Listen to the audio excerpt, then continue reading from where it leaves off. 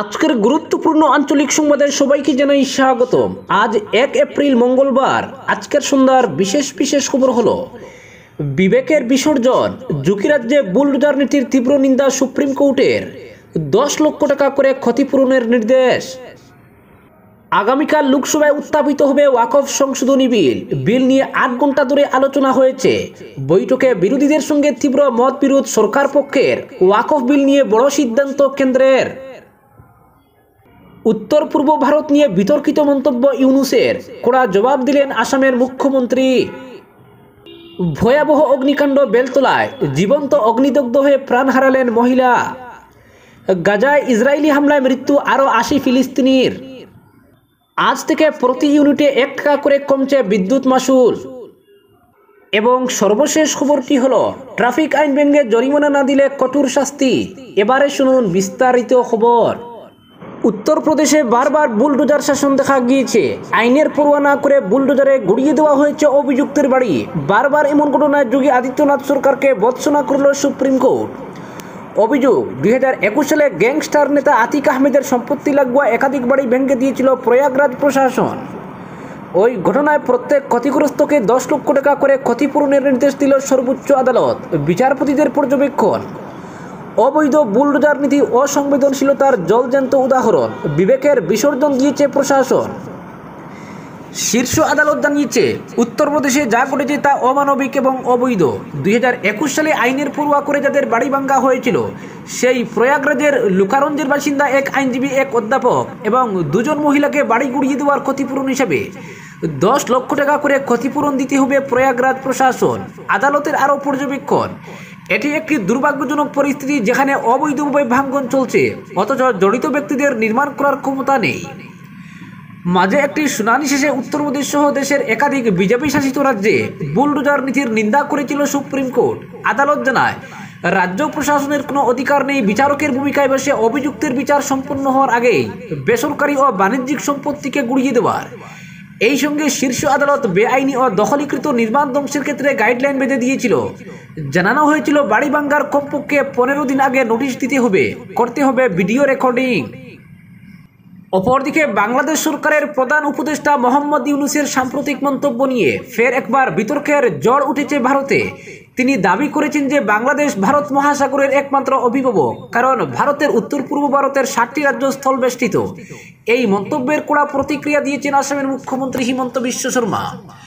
আজ এক্স হ্যান্ডেলে হিমন্ত বিশ্ব শর্মা লেখেন, বাংলাদেশের তথাকথিত অন্তর্বর্তীকালীন সরকারের প্রধান উপদেষ্টা মোহাম্মদ ইউনূস উত্তর পূর্ব ভারতের 7টি রাজ্যকে স্থলবেষ্টিত বলে উল্লেখ করে এবং বাংলাদেশকে তাদের সমুদ্র প্রবেশাধিকারের অভিভাবক হিসেবে চিহ্নিত করে যে বক্তব্য দিয়েছেন তা আপত্তিকর এবং তীব্র নিন্দনীয়। মোহাম্মদ ইউনূস তার 4 দিনের চীন সফরের সময় বেজিংকে এই অঞ্চলে তার উপস্থিতি সম্প্রসারণের আহ্বান জানান। তিনি বলেন, ভারতের 7টি রাজ্য যাদের 7 সিস্টার বলা হয়, তারা সমুদ্রের কোনো প্রবেশাধিকার পায় না। আমরা এই অঞ্চলের একমাত্র সমুদ্রপথের অভিভাবক। এটি চীনের জন্য একটি বিশাল সুযোগ হতে পারে। ইউনূস আরও বলেন, বাংলাদেশে চীনা অর্থনৈতিক ঘাঁটি স্থাপন করা হলে তা চীনের বাণিজ্য সম্প্রসারণে সহায়ক হবে। তারা এখানে উৎপাদন ও বাজার স্থাপন করার সুযোগ পাবে, আর তাদের এই বিস্তারে লাভবান হবে বাংলাদেশও, এমনটাই মনে করছেন ইউনূস। আসামের মুখ্যমন্ত্রী এই প্রসঙ্গেই বলেন, এই মন্তব্য ভারতের কৌশলগত চিকেন স্নেক করিডোরের দুর্বলতাকে তুলে ধরে।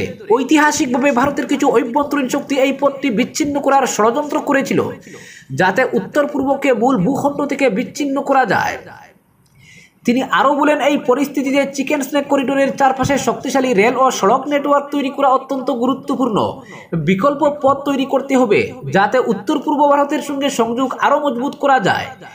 ইউনূসের বক্তব্যের বিরুদ্ধে কংগ্রেসও সরব হয়েছে। কংগ্রেস নেতা পবন খেরা এক্স হ্যান্ডেলে লেখেন, বাংলাদেশ চীনকে ভারতকে ঘিরে ফেলার আমন্ত্রণ জানাচ্ছে। এটি উত্তর পূর্ব ভারতের নিরাপত্তার জন্য অত্যন্ত বিপজ্জনক। সরকার মণিপুরের যত্ন নিচ্ছে না এবং চীন ইতিমধ্যে অরুণাচলে বসতি স্থাপন করছে। তিনি আরও বলেন, ভারত যখন বাংলাদেশকে স্বাধীন করতে সাহায্য করেছিল, তখন আমরা কখনো ভাবিনি যে তারা একদিন ভারতের বিরুদ্ধে যাবে। আমাদের বিদেশ নীতি এতটাই দুর্বল হয়ে পড়েছে যে আজ আমাদের ঘনিষ্ঠ প্রতিবেশীরাও আমাদের বিরুদ্ধে অবস্থান নিচ্ছে। বাংলাদেশের উপদেষ্টার মন্তব্যকে ঘিরে ভারত বাংলাদেশ কূটনৈতিক সম্পর্ক নতুন উত্তেজনার মুখে পড়েছে। ভারতের নিরাপত্তা এবং কৌশলগত অবস্থানকে কেন্দ্র করে আসন্ন সময়ে এই বিতর্ক আরও তীব্র হতে পারে বলে মনে করছেন বিশেষজ্ঞরা। অপরদিকে বুধবার লোকসভায় উত্থাপিত হবে ওয়াকফ সংশোধনী বিল। এই বিল নিয়ে ৮ ঘন্টা ধরে আলোচনার সিদ্ধান্ত হয়েছে। তবে আজ বিজনেস অ্যাডভাইসরি কমিটি অর্থাৎ বিএসি বৈঠকে ওয়াকফ বিল নিয়ে সরকার ও বিরোধীদের মধ্যে তীব্র মত পার্থক্য দেখা দেয়। ভবিষ্যতে বিএসি বৈঠকে অংশ নেওয়া নিয়ে বিরোধীরা ভাবনা চিন্তার কথা জানিয়েছে। সংসদের বাজেট অধিবেশনের দ্বিতীয় পর্ব আর বেশি দিন বাকি নেই। 4 এপ্রিল এই অধিবেশন শেষ হবে। এই সময়ের মধ্যেই কেন্দ্র ওয়াকফ বিল পাস করাতে তৎপর। বিলটি নিয়ে আলোচনার জন্য একটি যৌথ সংসদীয় কমিটি গঠন করা হয়েছিল। সেখানে বিরোধী সাংসদরা বেশ কিছু প্রশ্ন তুলেছিলেন। তবে যৌথ কমিটির পক্ষ থেকে বাজেট অধিবেশনের শুরুতেই বিলটি লোকসভায় জমা দেওয়া হয়। এদিন লোকসভার অধ্যক্ষ ওম বিড়লার নেতৃত্বে বিএসির বৈঠক অনুষ্ঠিত হয়। বিরোধী ও শাসক পক্ষের সাংসদদের মধ্যে তীব্র বাদানুবাদে বৈঠক উত্তপ্ত হয়ে ওঠে। বিরোধীরা ওয়াকফ বিল নিয়ে 12 ঘন্টা আলোচনার দাবি জানান, যেখানে সরকার পক্ষ 4 ঘন্টা চেয়েছিল। অবশেষে 8 ঘন্টা আলোচনায় সমঝোতা হয়। বিরোধীরা অভিযোগ করেছে বিএসি বৈঠক সরকারের এজেন্ডা চালানোর জন্য ব্যবহৃত হচ্ছে। তাদের দাবি মণিপুর ইস্যুতে আলোচনার জন্য সময় চাওয়া হয়েছিল। ভোটার কার্ডে এপিক নম্বর নিয়েও আলোচনার প্রস্তাব দেওয়া হয়েছিল, কিন্তু সেই দাবি উপেক্ষিত হয়েছে বলে তারা ক্ষোভ প্রকাশ করে। আজ বৈঠক থেকে ওয়াকআউট করেন বিরোধীরা। শ্রীরামপুরের তৃণমূল সাংসদ কল্যাণ বন্দ্যোপাধ্যায় বলেন, এভাবে চলতে থাকলে ভবিষ্যতে বিএসি বৈঠকে যোগ দেব কিনা তা নিয়ে আমাদের ভাবতে হবে। এদিকে কেন্দ্র 3 দিনের মধ্যে লোকসভা ও রাজ্যসভায় ওয়াকফ বিল পাস করাতে উদ্যোগী। প্রয়োজনে বাজেট অধিবেশনের মেয়াদ বাড়ানো হতে পারে বলে ইঙ্গিত দিয়েছেন সংসদ বিষয়ক মন্ত্রী কিরেন রিজিজু। ওয়াকফ বিল নিয়ে লোকসভা ও রাজ্যসভায় উত্তেজনা ছড়াতে পারে বলে মনে করছে ওয়াকিবহাল মহল। এনডিএর শরিক দলগুলি এই বিল সমর্থন করবে কিনা তা নিয়েও প্রশ্ন উঠছে। অপরদিকে আজ 1 এপ্রিল থেকে বিদ্যুতের মাশুল কমছে, একথা জানালেন হিমন্ত বিশ্ব শর্মা। মুখ্যমন্ত্রী তার ফেসবুক লাইভে বলেছেন, আজ থেকে ঘরোয়া সংযোগে বিদ্যুতের মাশুল প্রতি ইউনিটে 1 টাকা করে কমবে। তিনি বলেছেন, রাজ্যে এখন 30 লক্ষ গ্রাহক স্মার্ট মিটার ব্যবহার করছেন। এর ফলে একদিকে গ্রাহকরা যেমন উপকৃত হচ্ছেন, অন্যদিকে বিদ্যুতের মাশুল থেকে সরকারের রাজস্ব উল্লেখযোগ্য হারে বৃদ্ধি পেয়েছে। এই প্রেক্ষাপটে সরকার গ্রাহকদের সুবিধা করে দিতে বিদ্যুতের মাশুল ইউনিট প্রতি 1 টাকা করে কমানোর সিদ্ধান্ত নিয়েছে। আজ থেকে শুরু হয়েছে নতুন অর্থবর্ষ। এবারের বাজেটে রাজ্যবাসীকে সুবিধা পাইয়ে দিতে সরকার বেশ কিছু উল্লেখযোগ্য প্রস্তাব গ্রহণ করেছে। এরই অঙ্গ হিসেবে বিদ্যুতের মাশুল ইউনিট প্রতি 1 টাকা করে কমানো হয়েছে। মুখ্যমন্ত্রী জানিয়েছেন, এবছরের অক্টোবর নভেম্বরে বিদ্যুতের মাশুল আরও খানিকটা কমানো যায় কিনা সেটা সরকার বিবেচনা করে দেখছে। অপরদিকে ট্রাফিক আইন ভেঙে জরিমানা না দিলে কঠোর শাস্তি। বারবার ট্রাফিক নিয়ম লঙ্ঘন করেও জমা করা হয়নি চালান, তাহলে বিপদ আসন্ন। 3 মাসের মধ্যে যদি জরিমানা পরিশোধ করা না হয় তবে সংশ্লিষ্ট ব্যক্তির লাইসেন্স সাসপেন্ড হতে পারে। শুধু তাই নয়, একটি অর্থবর্ষের মধ্যে 3 বার ট্রাফিক সিগন্যাল না মানা বা বেপরোয়া গতিতে গাড়ি চালানোর অভিযোগেও 3 মাসের জন্য লাইসেন্স সাসপেন্ড করা হতে পারে। এমনই ভাবনা চিন্তা শুরু করেছে কেন্দ্র সরকার। শেষ অর্থবর্ষে ট্রাফিক নিয়ম ভঙ্গার জন্য যে পরিমাণ জরিমানা হয়েছে তার মাত্র 40% আদায় হয়েছে। অনেক ক্ষেত্রেই জরিমানা না দেওয়ার প্রবণতা দেখা যাচ্ছে। তা আটকাতেই লাইসেন্স সাসপেন্ড করার পথে হাঁটতে পারে কেন্দ্র সরকার। সর্বভারতীয় সংবাদ সংস্থার সূত্রের খবর, দেশের মধ্যে দিল্লিতে ই চালানের মাধ্যমে জরিমানা আদায়ের পরিমাণ সবচেয়ে কম। রাজধানীতে মাত্র 14% জরিমানা আদায় করা হয়েছে।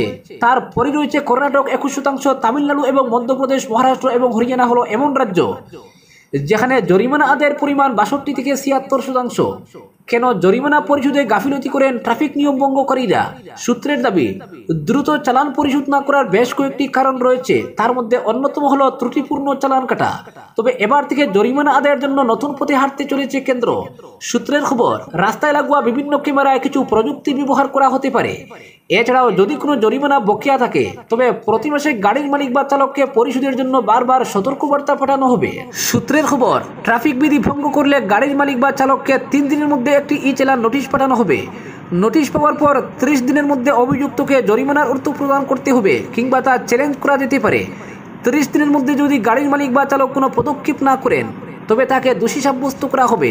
90 দিনের মধ্যে জরিমানার অর্থ না দিলে ড্রাইভিং লাইসেন্স বা নিবন্ধ শংসাপত্র সাসপেন্ড করা হতে পারে। অপরদিকে ভয়াবহ অগ্নিকাণ্ড বেলতলায়, জীবন্ত অগ্নিদগ্ধ হয়ে প্রাণ হারালেন মহিলা। গুয়াহাটির বেলতলায় ভয়াবহ অগ্নিকাণ্ডে প্রাণ হারিয়েছেন প্রণীতা ডেকা নামে এক মহিলা। শর্ট সার্কিটের কারণে আগুন লেগেছিল, তার সঙ্গে সঙ্গে বিস্ফোরিত হয়। রবিবার গুয়াহাটি একটি ব্যস্তনগরে হঠাৎ একটা বিকট আওয়াজ হয়, সঙ্গে সঙ্গে একটা শোরগোল পড়ে গেল। বেলতলা সার্ভের 4 নম্বর লেনে একটি ভবনে বিশাল আগুন ছড়িয়ে পড়ে ভবনের প্রথম তলায় আগুন লাগে। সূত্রের খবর, শর্ট সার্কিটের কারণে প্রথমে আগুন লাগে এবং তারপর সিলিন্ডারটি বিস্ফোরিত হয়। আগুনে রান্নাঘর, শোবার ঘর ও বাথরুম পুরোপুরি পুড়ে গেছে।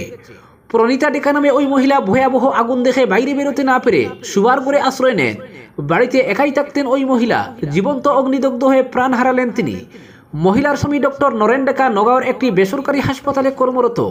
অন্যদিকে মহিলার একমাত্র ছেলে দুলিয়ে যান তেল ইঞ্জিনিয়ার হিসেবে কাজ করছেন।